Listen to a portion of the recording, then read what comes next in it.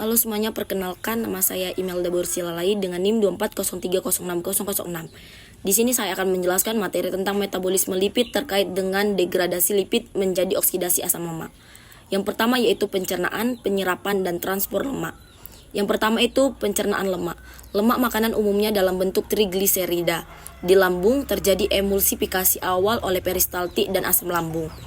Di usus halus, trigliserida mengalami emulsifikasi lebih lanjut oleh garam empedu atau dari hati disimpan di kantong empedu. Enzim lipase pankreas kemudian memecah trigliserida menjadi asam lemak bebas, monogliserida atau khususnya 2-monoasil gliserol. Yang kedua, penyerapan di usus halus.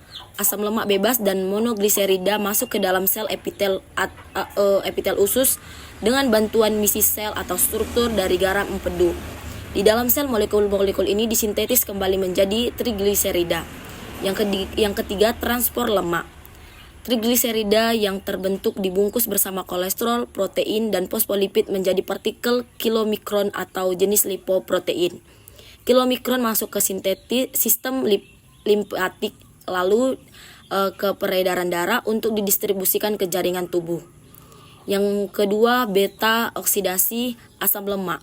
Beta oksidasi adalah jalur utama untuk menghasilkan energi dari asam lemak berlangsung di mitokondria.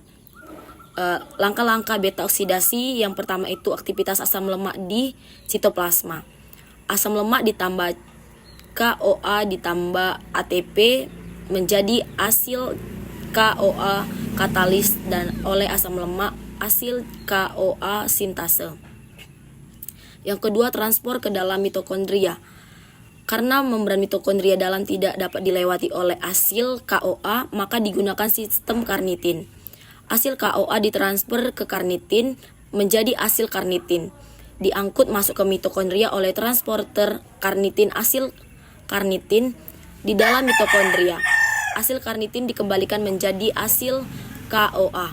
Selanjutnya ada biosintase lipid berupa yang pertama sintetis asam lemak atau lipogenesis. Sebagian besar sintetis asam lemak terjadi di sitoplasma, sel-sel Hepar, dan jaringan adiposa. Reaksi dimulai dengan membawa asetil KOA keluar dari mitokondria melalui tarok-sitrat. Proses ini menghasilkan 2 molekul ATP. Pembentukan asetil KOA sitosol dirangsang oleh rasio atau insulin atau glukogen yang meningkat setelah konsumsi karbohidrat. Asetil KOA sitosol diubah menjadi mononil KOA oleh enzim asetil KOA karboksilase. Enzim ini aktif oleh rasa kenyang, sitrat, dan insulin. Insulin juga mengaktifkan enzim berikutnya, yaitu kompleks asam lemak sintase.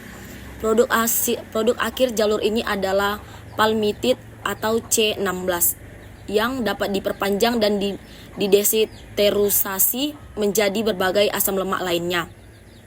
Yang kedua, sintase triasil gliserol. Triasil gliserol dibentuk di Hepar dan jaringan adiposa melalui reaksi antar asam fosfatida atau di usus dari 2 monoasil gliserol. Jaringan adiposa tidak memiliki enzim gliserol kinase sehingga tidak dapat menggunakan gliserol hasil kerja enzim lipoprotein lipase atau LPL. Insulin merangsang pembentukan LPL serta metabolisme glukosa menjadi asam lemak di jaringan adiposa. Yang ketiga, sintetis fosfolipid.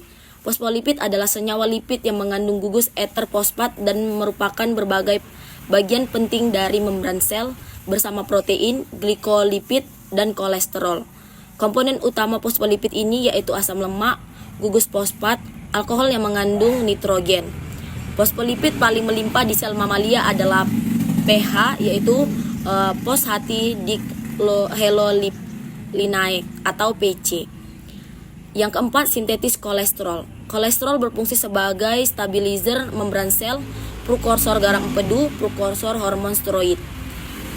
Disintetis hampir di semua sel terutama di hati atau Hepar dan usus.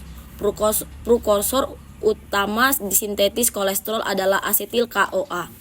Lanjut, sintetis kolesterol dikendalikan oleh enzim HMG KOA reduktase.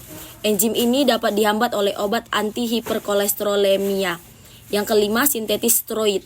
Enzim steroid adalah senyawa turunan kolesterol beberapa jenis hormon steroid yang penting yaitu mineralokortikoid misalnya aldosteron, hormon seks misalnya testosteron.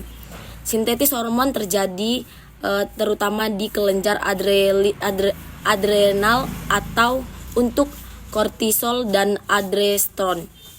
Proses dimulai dari kolesterol menuju progesteron menjadi berbagai jenis steroid tergantung pada enzim spesifik yang terjadi di jaringan tersebut. Sekian penjelasan saya mengenai metabolisme lipid. Terima kasih.